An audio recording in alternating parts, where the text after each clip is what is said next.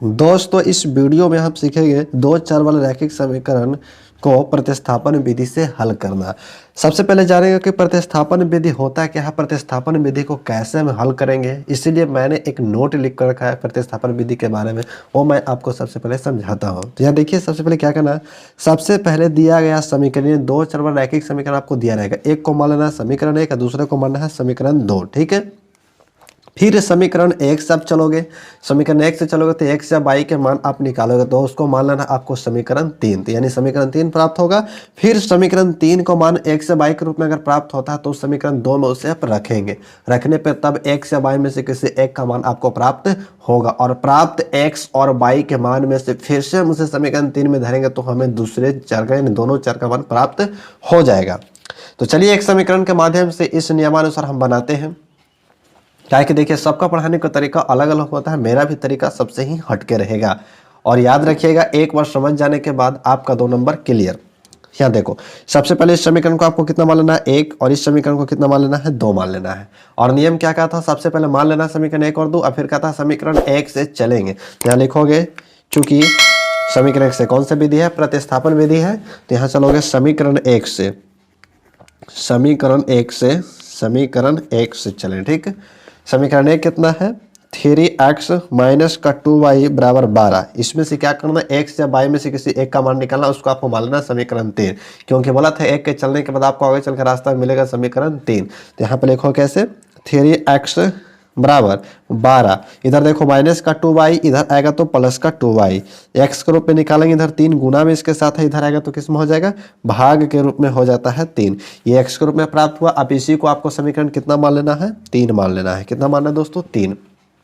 अब क्या करोगे, समीकरण तीन प्राप्त हुआ। अब समीकरण तीन के मान को उठा कर धरना समीकरण दो में। तो यहाँ देखो इस समीकरण तीन के मान यानी x का मान धरेंगे समीकरण दो में। तो यहाँ लिखोगे चूंकि समीकरण तीन का मान, समीकरण तीन का मान समीकरण दो में रखने पर, दो में रखने पर, अब देखो दो कितना है ऊपर आप देख सकते हो 4x है ना, 4x माइनस का 5y बराबर में 16। ये समीकरण कितना है, दो है, समीकरण दो है।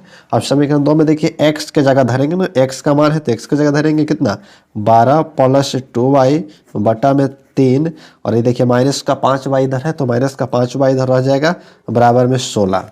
ठीक है, आगे करोगे हल तो क्या पाएंगे इसको, देखो 4 से तो कटेगा नहीं 3, तो इसलिए क्या करेंगे ऊपर वाला को ऊपर में गुना कर देंगे, मतलब 12 का गुना करेंगे 4 बार तो 12 48 और प्लस का 8y, 4 दूनी का 8 हो जाएगा बटा में 3 और माइनस का 5y। देखो इसको भी क्या करेंगे भिन्न के रूप में बनाएंगे बटा में 1 करके, बराबर में 16 रहने देंगे हम। ठीक है, अब यहाँ पर क्या करोगे एलसीएम लेंगे, भिन्न का घटाव करेंगे। क्या करेंगे दोस्तों, भिन्न का घटाव। अब भिन्न के घटाव देखो करते हैं हम कैसे होता है भिन्न का घटाव।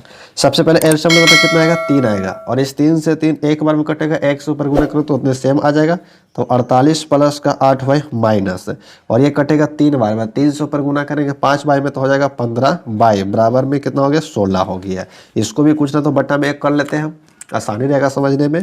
तो देखो क्या करोगे 48 का 48 है ना, और देखो 15 में से 8 घट जाएगा तो माइनस का 7y बचेगा और बटा में 3 और बराबर में 16 बटा 1 बचेगा। बचेगा कि नहीं बचेगा, और चलो जगह नहीं रहने के कारण हम क्या करेंगे अब इधर कर लेंगे इसको हम आसानी से इस तरीका से। ठीक है ना, यहाँ पर देखो लिखो कैसे इस तरीका से 48 माइनस 7y बटे में 3 बराबर में 16 बटा 1 है। अब बराबर को नियम क्या कहता है, तिरछे तिरछे गुना करना। तिरछे तिरछे गुना करेंगे, 1 से गुना करेंगे ऊपर और 3 से गुना करेंगे 16 की तरह, तो 1 से गुना करने पर कोई परिवर्तन आएगा नहीं, सेम को सेम आ जाएगा। 16 तो कितना हो जाएगा 48, देखो 48 इधर पटे 48 प्लस में ही पटेगा तो किस में जाएगा माइनस में, इधर 7y माइनस में पटेगा तो किस में जाएगा प्लस में, 48 में 48 घटा तो कितना बचेगा 0 बराबर में 7y बचेगा। ठीक है, बाई बराबर इधर पटे 7 गुना में पड़ेगा तो भाग है, में पता है ना कि आपको कि जीरो में किसी संख्या से भाग दे तो क्या हो जाता है 0 हो जाता है। ठीक है, और यहाँ पे आप क्या करोगे, देखो क्या बोला था